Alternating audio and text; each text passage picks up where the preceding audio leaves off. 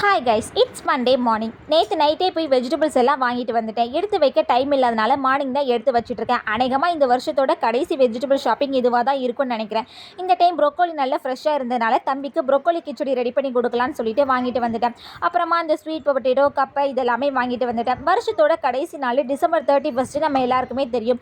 So இதுதான் இந்த இயரோட last dress, gift, shopping சொல்லுவோம். பட் கொஞ்சம் நல்லா யோசிச்சு பாருங்களேன், நம்ம லைஃபோட லாஸ்ட் நாள் என்னன்னு சொல்லி தெரிஞ்சுட்டா லைஃப் எப்படி இருக்கும்?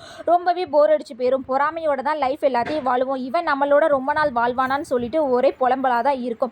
அது தெரியாததுனால தான் காசுன்னு சொல்லிட்டு அது பின்னாடியே ஓடி எவ்வளோ சேர்க்க முடியுமோ நமக்கு, நம்ம பிள்ளைகளுக்கு, பேர பிள்ளைகளுக்கு, 5-6 ஜென்ரேஷன் இருந்து வாழக்கூடிய அளவுக்கு காசு சேர்த்துட்டே இருக்கும். ரொம்ப எக்ஸ்பெக்டேஷனோட தான் நம்ம லைஃப் போயிட்டே இருக்குது. பட் இந்த எக்ஸ்பெக்டேஷன் இல்லாமல் ஒரு நாள் வாழ்ந்து பாருங்களேன், டிசப்பாயின்மெண்ட் அப்படிங்கிற ஒன்று நம்ம லைஃப்லேயே இருந்துராது. இந்த 2024 என்ன ரெசல்யூஷன் என்ன அப்படின்னா, எந்த ஒரு எக்ஸ்பெக்டேஷனும் இல்லாமல் இருக்கணும் தான். அதுபடியே நான் வாழ்ந்துட்டேன்.